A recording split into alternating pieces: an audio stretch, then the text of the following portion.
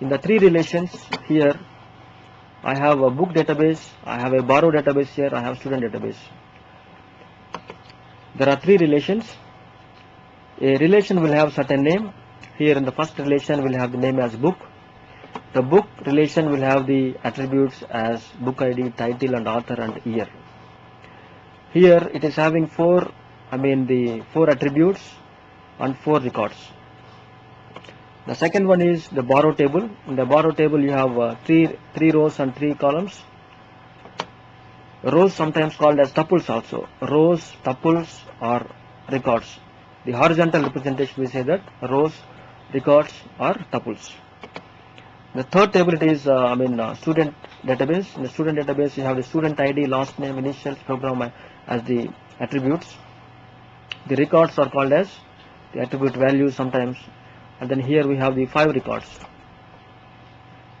Now here in the relation, book relation, you have the tuples and attributes. So the tuples are generally the records, horizontal representation. Attributes are the fields. The vertical columns are called as the attributes. Relation is a collection of similarly shaped tuples. Here the tuples are 4 number of records. First one is the principles of GIS book. Second one is introduction to DBMS book. Third one is basics of remote sensing book, and finally 4th record is the principle of GIS book. So here the relation name is the book. Tuples are the horizontal records. Attributes are the vertical columns. To define a relation, to define a table or to define a database schema, the database structure, you need to provide first the name of the relation. So here, as I said in the earlier example, I have to qualify the database with a name. So here the book represents the name of the relation, just like the title of the relation.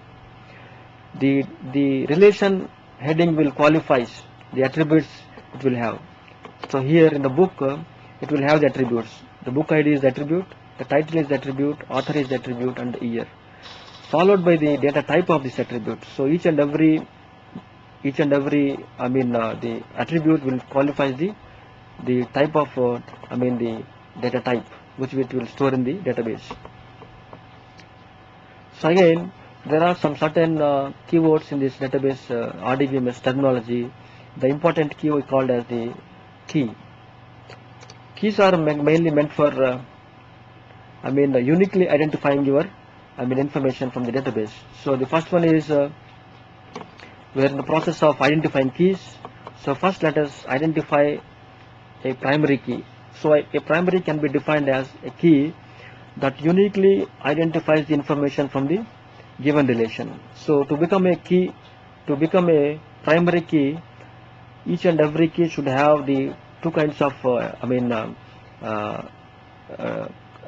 eligibility. One should have each key should have a following preconditions. Those are, the first one is should have the uniqueness. We should have the not null condition in the data part. So let us see the book information here. The book information, the book table, you have the book ID, title and author and year. So book ID can be identified as a primary key because the book ID satisfies the 2 conditions. First one is the not null, because not null means if some value is missing in the book ID column, it cannot be named as a primary key. That is the first condition. But here the book ID is satisfying the not null condition. Each and every value is intact, and then it is having the not null condition also, uniqueness condition. So once the book ID is having the uniqueness and not null condition, the book ID can be a primary key of the book relation. The next key is the foreign key. Primary key is here earlier uniquely identifies each record in a relation. That is meant for uniquely identifying the information as per the requirement of the user. So primary key acts on a single table. But when you have more than one table, the foreign key is much useful. So the foreign key used to refer between the records of different relations. When you have more than one relation, when you have more than one tables, then the foreign key is much useful. So by using this foreign key, I can refer the information between two tables. So here there are two tables, borrow and the student table. So to become a key, a attribute in the first table, to become a foreign key, the column should have a, the column should be in both the tables. So in the example, borrow table is having book ID, student ID and date borrowed. Student table is having the student ID, last name, initials and program. The student ID in the first table can be defined as the the foreign key, so that it should be common in both the tables. So student ID is there in the first table, student ID is there in the second table as well. So the student ID can be a foreign key in the first table. This is the first condition.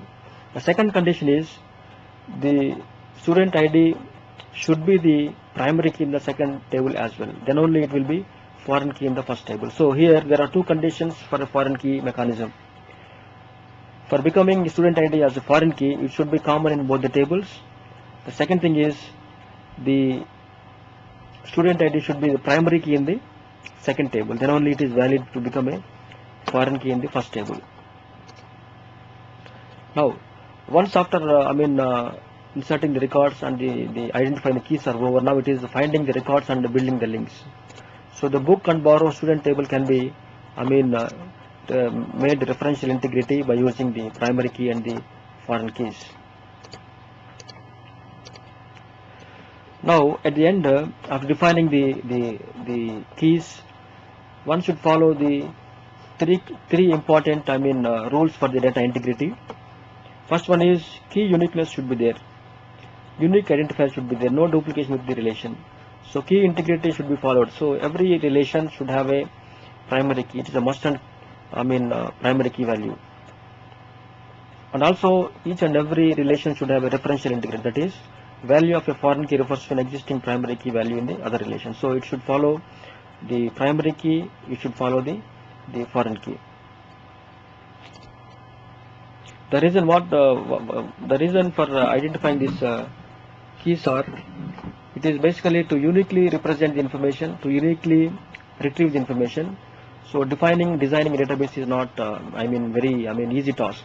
So one should know the objective of the database which we are going to design for, and we should know the exact attributes which we are going to define.